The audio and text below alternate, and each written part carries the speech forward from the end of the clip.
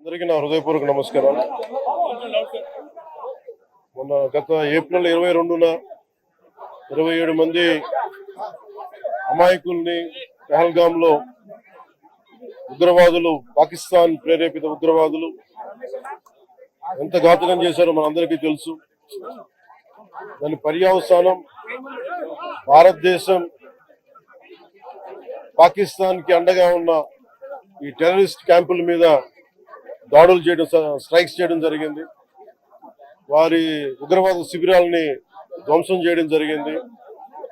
దానికి కంటిన్యూటీగా యాక్షన్ పాకిస్తాన్ కూడా మనకి కాల్పులు జరపడం, వీటి సరిహద్దుల్లో ముఖ్యంగా 5 రాష్ట్రాల్లో చాలా తీవ్ర చాలా ఉద్విగ్నతతో కూడిన పరిస్థితులు ఏర్పడ్డాయి. ఆ క్రమంలో మన ఆంధ్రప్రదేశ్ కు సంబంధించిన మురళీ నాయక్ కూడా అగ్నివీర్ గా గత 2 సంవత్సరాలు 22లో వెళ్ళిన వ్యక్తి.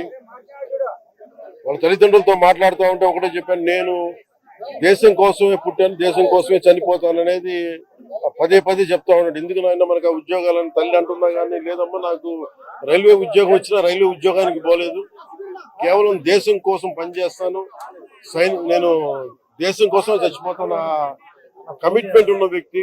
కానీ దురదృష్టవశాత్తు చాలా చిన్న వయసులో 23 ఏళ్ల వయసులో తన ప్రాణాలని కోల్పోవాల్సి వచ్చింది. పదే పదే మొన్న కూడా ఏం చెప్పారంటే, నిజంగా ఉగ్రవాదుల తూటాలు కానీ సరిహద్దుల యుద్ధాలు కనుక జరిగితే దాని పర్యావసనం, దాని ప్రాణాలు మొత్తం సమస్త భారతంలో అవి కనిపిస్తూనే ఉంటాయి, దాన్ని ఎక్కువ అవుతూనే ఉంటాయి. దానికి ఒక బలమైన ఉదాహరణ మురళీ నాయక్ గారి మరణం. చాలా చాలా బాధ కలిగించింది. 23 ఏళ్ళ చిన్న వయసు. మన ఎవరు భారతదేశంలో ఎవరు యుద్ధం కావాలని కోరుకోలేదు, ఎప్పుడు మన పరాయి దేశాల మీద యుద్ధం చేయలేదు. మనల్ని సంరక్షించుకోవడంలో మన యుద్ధం చేయని తప్పక పరిస్థితులు. అలాంటి పరిస్థితుల్లో దీనికి మొదటిది కారణం పాకిస్తాన్ జనరల్, ఆర్మీ జనరల్ కూర్చోబెట్టి రెచ్చగొట్టి ఒక వారం ముందు, ఏప్రిల్ 22 ఒక వారం ముందు రెచ్చగొట్టి ఉగ్రవాదుల్ని ప్రేరేపించి అమాయకులైన మనుషులను చంపించేసి దానికి పర్యవసానమే. ఎందుకంటే 47లో వాళ్ళు విడిపోయారు, వాళ్ళకి దాహం తీరల. 4 యుద్ధాలు చేశారు ఇప్పుడు దాకా, దాహం తీరల. ఇప్పటికి అమాయకులను పట్టణ పెట్టుకుంటా ఉన్నారు, దాహం తీరల. కానీ ఇంకెక్కడో చోట దీనికి బలమైన ముగింపు పలకాలి. సీజ్ ఫైర్ అన్న తర్వాత కూడా సీజ్ ఫైర్ ని వైలేట్ చేసిన ప్రభుత్వం అది. అక్కడ నిజంగా చెప్పాలంటే ఒక బనానా రిపబ్లిక్.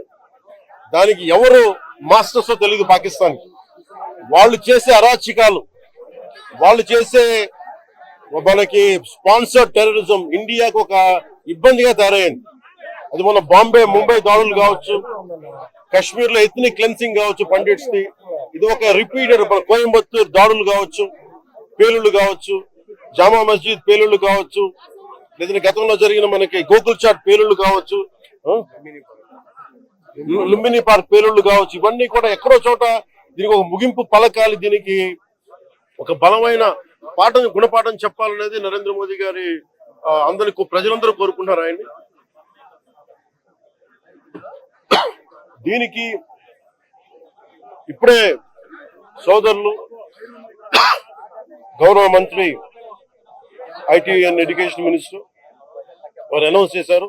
గౌరవ ముఖ్యమంత్రి చంద్రబాబు గారి తరఫున, అలాగే నరేంద్ర మోదీ గారి తరఫున ఇక్కడికి మంత్రివర్గం అందరం ఉన్నాం. ఇక్కడ అందరం కూర్చొని, మేము ముగ్గురం కూర్చొని ఇందాక గౌరవ ముఖ్యమంత్రి గారి సూచనల మేరకు, ఇందాక సోదరులు మన లోకేష్ గారు చెప్పినట్టుగా దాదాపు 50 లక్షలు ఎక్స్గ్రేషియా ప్రకటిస్తా ఉన్నారు. అలాగే ఒక 5 ఎకరాల పొలం అని కూడా తెలియజేశారు. అలాగే 300 గజాలు ఇంటి స్థలం అని కూడా అనౌన్స్ చేశాం. అలాగే ప్రభుత్వంలో వాళ్ళకి ఎవరికైనా సరే, వాళ్ళ నాన్నగారికి కానీ ఎవరికి కానీ ప్రభుత్వ ఉద్యోగం కూడా ఖచ్చితంగా ఇవ్వాలనేది కేబినెట్ లో ముందు పెట్టి దాని నిర్ణయం తీసుకుంటాం. ఇవన్నీ కాకుండా నేను అదనంగా వ్యక్తిగతంగా నేను కూర్చోబెట్టి ట్రస్ట్ ద్వారా ఒక 25 లక్షల రూపాయలు వారి కుటుంబానికి నా వ్యక్తిగతంగా నేను సాయం చేస్తానని తెలియజేసుకుంటే, ఇలాంటి పరిస్థితులు రాకూడదని కోరుకుంటాం. కానీ దురదృష్టవశాత్తు ఇలాంటివి జరిగినాయి. మనం అందరం ఇలాంటి పరిస్థితుల్లో భారతదేశ ప్రభుత్వానికి, ప్రధాని మంత్రి గారికి, అగ్ర నాయకత్వానికి, ఆర్మీకి, నేవీకి, ఎయిర్ ఫోర్స్ కి, ఎంటైర్ డిఫెన్స్ ఫోర్సెస్ కి ఇది మనం అండగా ఉండాల్సిన సమయం. ప్రతి ఒక్కరూ చాలా ఎరుకుతోటి చాలా జాగ్రత్తగా ఉండాలి. ఎవరు వాళ్ళు వేలాది మంది ఈ లష్కర్ ఏ తోయిబా లేదా జైషే మహమ్మద్ తీవ్రవాదులందరూ కూడా వాళ్ళు భారతదేశం మీద రకరకాల దాడులు చేయడానికి ప్రయత్నం చేస్తా ఉన్నారు. సీజ్ ఫైర్ ని దయచేసి మనం ఎవరో నమ్మట్లా. సీజ్ ఫైర్ శాంతికి ఒప్పందం కాదు. వాళ్ళు ప్రత్యేక పరిస్థితుల్లో లొంగిపోయి ఇంక మా పాకిస్తాన్ బతకలేదు అని చెప్పి కాళ్ల బేరానికి వచ్చిన 3 గంటల్లోనే మళ్ళీ సీజ్ ఫైర్ ని వైలేట్ చేశారు. సో ఇది అందరూ కూడా గమనించాల్సిన విషయం. అందుకని ఇలాంటి పరిస్థితుల్లో భవిష్యత్తులో ఇలాంటి ఉత్పన్నం కాకుండా ఉండాలని కోరుకుందాం.